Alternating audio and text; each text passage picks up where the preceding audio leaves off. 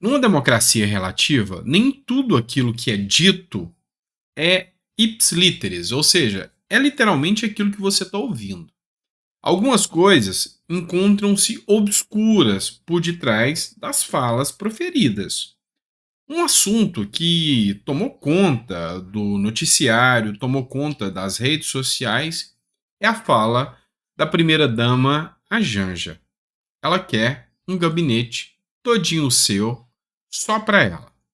A matéria que eu vou divulgar com vocês, que eu vou analisar aqui, é uma matéria do Estadão, que diz o seguinte: a primeira-dama do ZEUA, né, dos Estados Unidos, tem Janja, que era um gabinete formal, no Palácio do Planalto. Lembrando que a primeira-dama, a Janja, ela já tem um gabinete para ela, inclusive com funcionários, o que não está previsto no organograma, no ordenamento da administração pública brasileira, mas ela tem. Sei os limites. A primeira-dama, Rosângela da Silva, mais conhecida como Janja, afirmou que deseja ter um gabinete próprio no Palácio do Planalto, onde seu marido, o presidente Luiz Inácio Lula da Silva, despacha com auxiliares. A primeira-dama dos Estados Unidos tem um, argumentou em entrevista publicada neste domingo, dia 5, no jornal O Globo, na qual rebate críticas de aliados do governo de que atua como se tivesse sido eleita.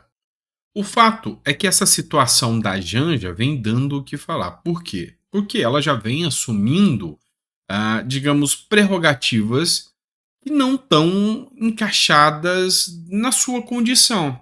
É a condição, porque ela não é alguém que tem cargo no governo. Ela é esposa do presidente. Nada mais do que isso. É a primeira-dama. Pode fazer serviços sociais, assuntos que não são assuntos de governo. Mas, na verdade, ela vem incomodando e incomodando muito. Matéria da Gazeta do Povo. A Janja assume uma agenda presidencial no lugar de Alckmin em comitiva no Rio Grande do Sul. Você deve lembrar daquele caso do Rio Grande do Sul, onde Lula ignorou os gaúchos durante as enchentes, foi viajar, foi para o exterior, voltou, não deu muita atenção ainda e depois acabou que no lugar do Alckmin a Janja foi. Saiu um precedente muito desconfortável para o Alckmin e muita gente falando, agora a Janja é a vice-presidente, como que ficou a situação? E aí muita gente chegou a falar, a Janja é a nova vice. Isso não está previsto na Constituição. E aí essa matéria do antagonista tem que fazer você pensar. Tratar a Janja como vice é um precedente perigosíssimo. E aí eu vou explicar para você por quê. O Brasil não é a família de Lula, nem a casa dele. É um país que foi eleito para presidir seguindo as regras. Quem fala isso é a Madeleine Laxo. Essa matéria foi no dia 27 de setembro. Então, a época que esse assunto estava dando toda essa repercussão. A oposição não gostou nada da forma que a Janja está atuando e a oposição questionou a atuação da Janja no governo, como a CNN aqui mostra. Sem Lula, Janja assumiu a agenda presidencial no Rio Grande do Sul.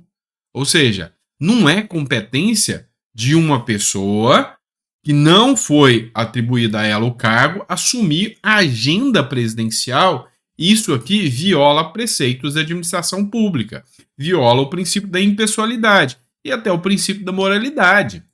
Oposição questiona a atuação da primeira-dama no governo e deputado pede investigação na PGR. E sim, é caso de investigação criminal? Sim. Sim, é caso de investigação criminal. Por quê? Porque não é atribuição dela. E é autopromoção pessoal. E isso é vedado dentro das normas jurídicas brasileiras.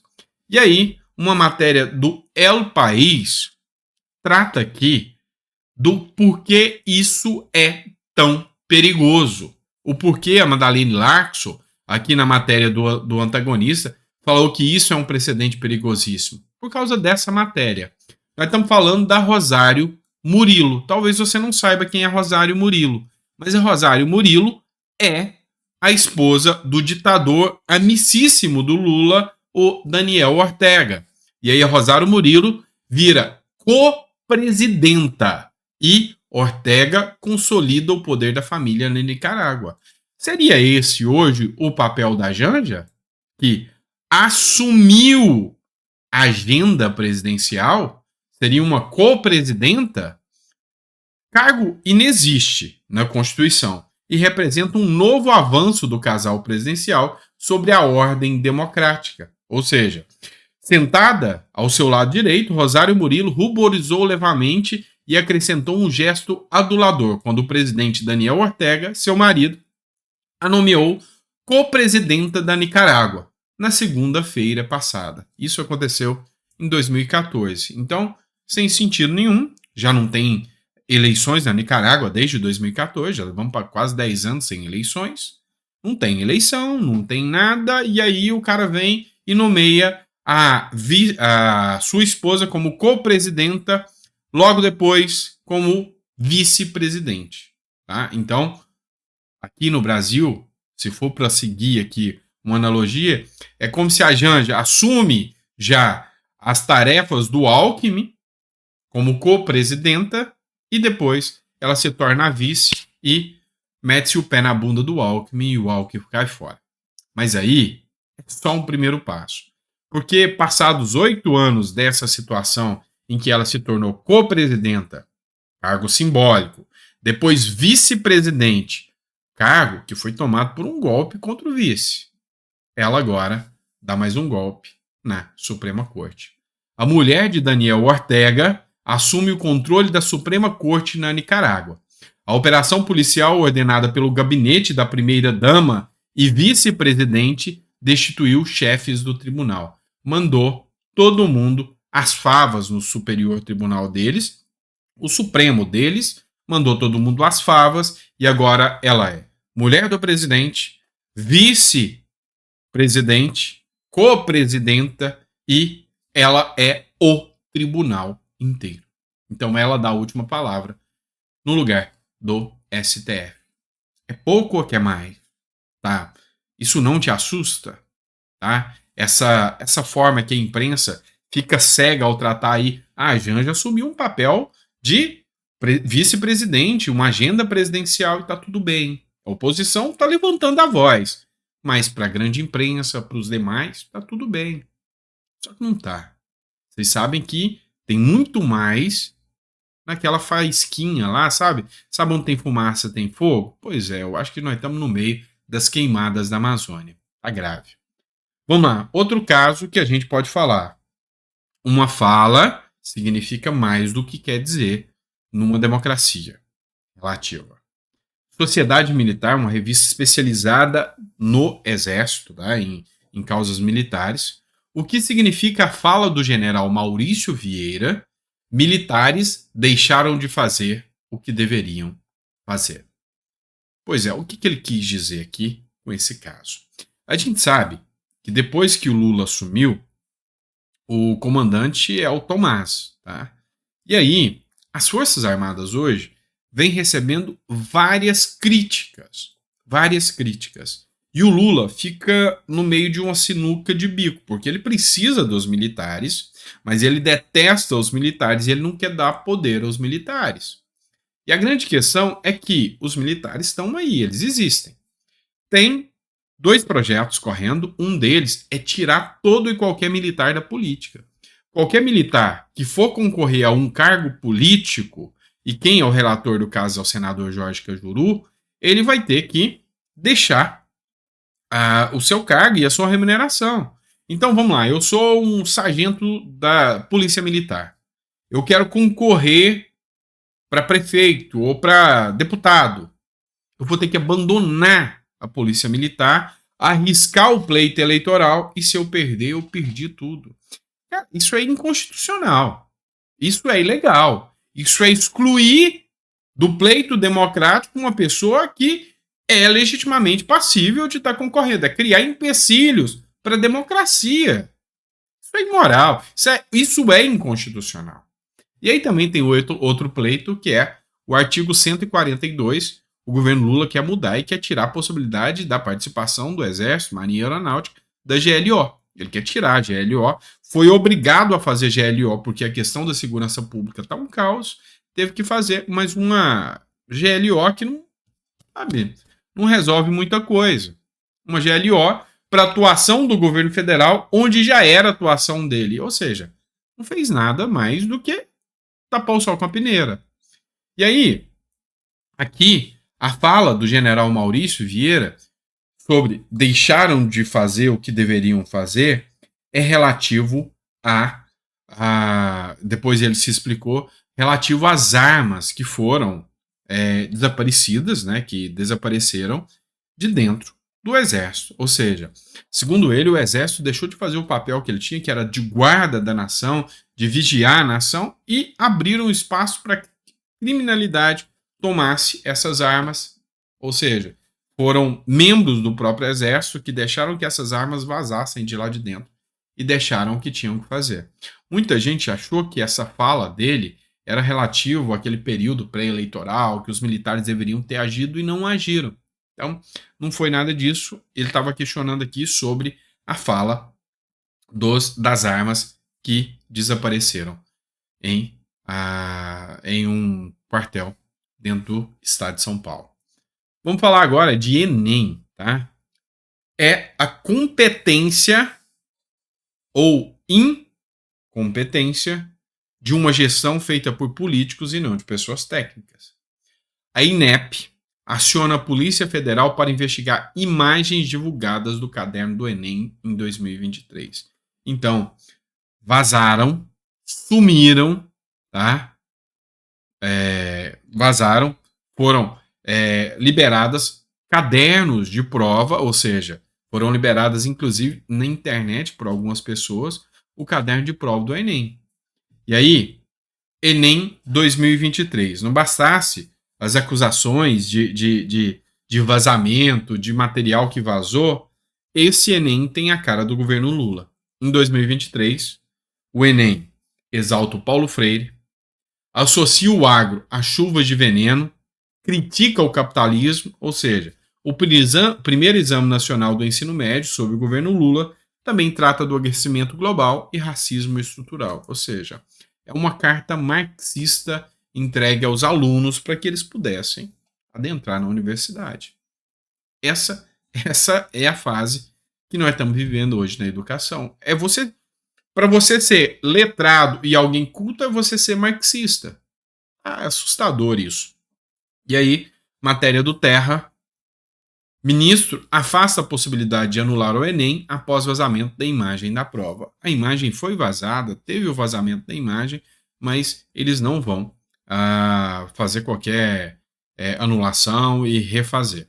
O ministro da Educação, Camilo Santana, afastou a possibilidade de anular o primeiro Exame Nacional do Ensino Médio de 2023 após o vazamento da página da prova em coletiva realizada na noite desse domingo. Ele destacou que o caso ocorreu após o início das provas, não causando impacto na realização do exame. Não é bem assim, tá? Vocês sabem que tem um tempo para você sair dali com o caderno de provas, e a prova ter sido vazada antes é algo assustador, sim. Ou seja, mostra que não foi feito da forma que deveria, ou seja, mostrou aí uma falta de competência para aplicação das provas do Enem. Vamos lá, matéria do Terra Brasil aqui, ó. Eis que o senhorzinho de cabelos brancos da direita, o Trump, tá dando uma lavada no senhorzinho de cabeça branca da esquerda, o Biden. Trump lidera em 5 dos 6 estados mais decisivos. Há um ano das eleições nos Estados Unidos, revela nova pesquisa. O fato é que tanto o governo Lula quanto os governos da região, que são todos de esquerda, estão desesperados com a possível volta de Donald Trump lá nos Estados Unidos.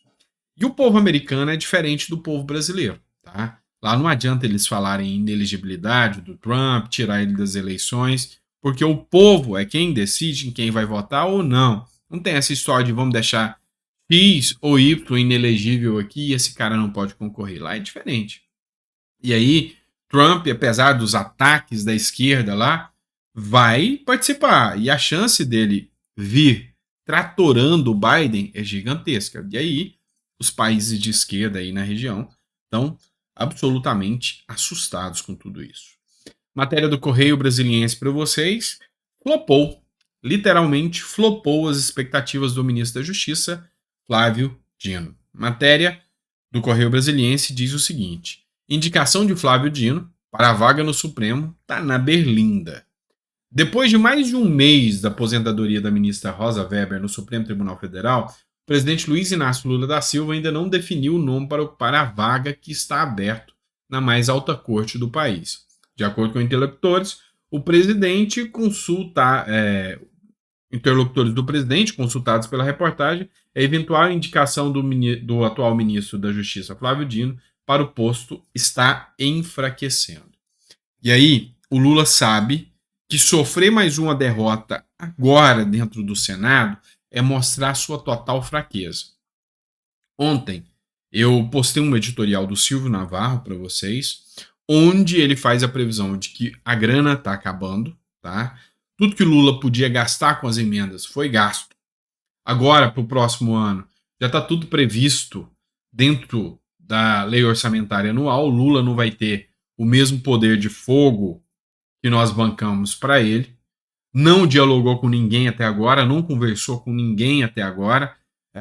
15 vezes menos deputados que o Lula dialogou. E aí é onde começa a ir por água abaixo o governo Lula. Tá? Então, se ele sofrer mais uma derrota dentro do Congresso, ele vai expor ainda mais fraqueza perante o Congresso Nacional. Vamos lá, isso aqui é uma divulgação da Bia Kicis. Urgente, petista José Genuíno participou da marcha Pró Mais ontem na Paulista. E aí ela cita aqui uma matéria da Gazeta do Povo que diz o seguinte: José Genuíno diz que ataques do Hamas a Israel é um direito à resistência. Vocês sabem o que aconteceu. Vocês sabem como foi. Direito à resistência como? Isso é insano. Sabe? Os ataques nazistas, a supremacia branca, aquilo é um absurdo. Tá. E agora a gente está vendo isso acontecer com os judeus e tem gente defendendo. Peraí. O que muda aí os ataques do Hamas com o que aconteceu quando o povo alemão fez com os judeus? Estão malucos? Isso aqui a gente assiste atônito. Gente fazendo apologia ao terrorismo, gente falando que esse ato de terrorismo é ato de resistência. Daqui a pouco vão falar que o Holocausto foi um ato de resistência contra os judeus. Tá de brincadeira, meu amigo. Eu tô vendo a história. Eu já vi o direito mudar no Brasil. Tudo aquilo que eu estudei na faculdade joga por terra. Agora eu tô vendo a história mudar na frente dos nossos olhos. As pessoas querem reescrever a história. E tem até padre nessa história. Padre Júlio Lancelotti ataca Israel, governo assassino. O padre Júlio Lancelotti publicou em suas redes sociais nesse sábado um vídeo que mostra sua participação em um ato pró-Palestina, realizado em São Paulo. Na gravação, ele aparece criticando Israel, a quem chamou de governo assassino. Lancelotti usou um microfone para discursar e chamou Israel de Estado covarde. Pois é, um padre contra os judeus.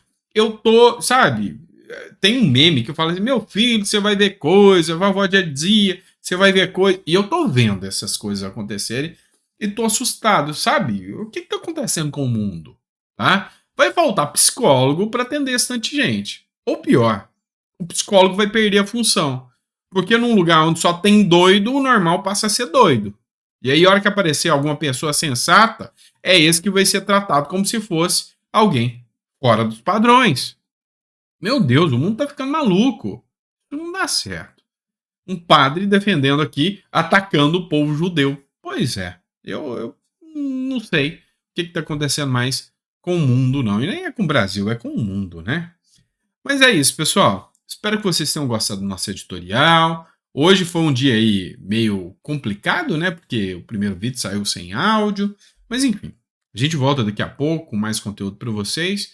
E eu espero que o nosso conteúdo esteja sendo de relevância. A gente aborda dos mais variados temas aqui.